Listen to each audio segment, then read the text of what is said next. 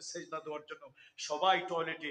ওরা মনে করছে টয়লেটের সামনে এই লাইন, ভিতরে কি আছে তা তো দেখাই নাই।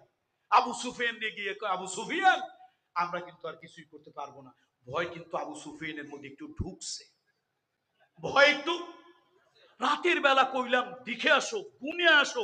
আরে গুণা না হোক, একটা আন্দাজ করে আসো কি পরিমাণে লোক আসছে। তোমাদের বললাম লোক গুনতে, তোমরা গুনছো চুলা।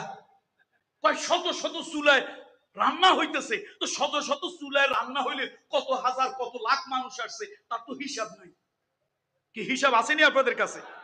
আবার তোমাদেরকে বললাম লোক কত আসছে, আন্দাজ করে আসছে। তোমরা টয়লেটের সামনে লাইন গুনছো, আমি তো ওই জন্য পাঠাই নাই। কিন্তু দিলে দিলে ভয় কিন্তু আবু সুফিয়ানেরও ঢুকছে।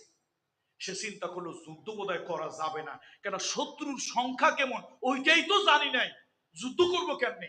দেখেন রাসূলুল্লাহ সাল্লাল্লাহু আলাইহি ওয়াসাল্লাম এবার কি করলেন, আল্লাহ নবী 1300 লোকের মধ্যে একজন লোককে মনোনীত করলেন, তিনি একজন ব্যবসায়ী।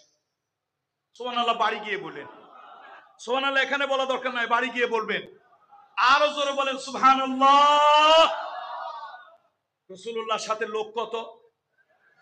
নবীজি একজন ব্যক্তিকে মনোনীত করলেন, তিনি মক্কার একজন মার্চেন্ট ব্যবসায়ী, সকল মহলের পরিচিত ব্যবসায়ী।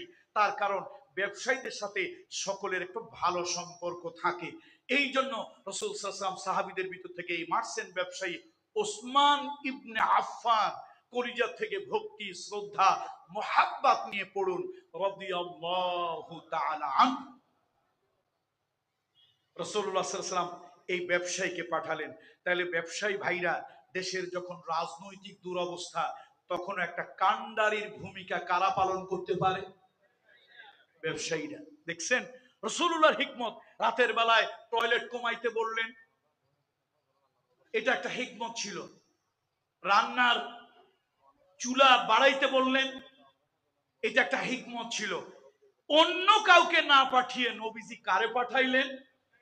একজন মার্চেন্ট ব্যবসায়ী, শুধু ব্যবসায়ী না, বড় মাপের একজন এক্সপোর্ট ইম্পোর্টকারী একজন বড় মাপের ব্যবসায়ী, যার বিলিয়ন বিলিয়ন রিয়ালের ব্যবসা ওই যুগে ছিল। এমন একজন ব্যবসায়ীকে রাসূলুল্লাহ পাঠালেন, ওসমান জিন্নুরাইন। কেন? অনেকের সাথে তার লেনদেন ছিল, ব্যবসার কারবার ছিল। এটাও একটা ভালো ভূমিকা সমাজে রাখতে পারে। এই জন্য রাসূলুল্লাহ সাল্লাল্লাহু আলাইহি ওয়াসাল্লাম, আল্লাহর হাবিব, তার জীবনের প্রত্যেকটা কাজ উম্মতের জন্য স্মরণীয়। আল্লাহ। আমার বন্ধুরা, ও ব্যবসায়ীরা, সততার সাথে ব্যবসা করবেন। খবরদার নাই 1300 কেন মুসলমান নবীজির সাথে যারা, তারা কি নামাজি না বেনামাজি? বাজামাত না বেজামাত? বাজামাত।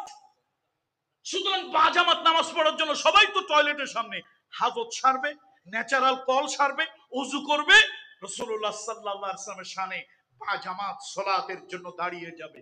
আল্লাহ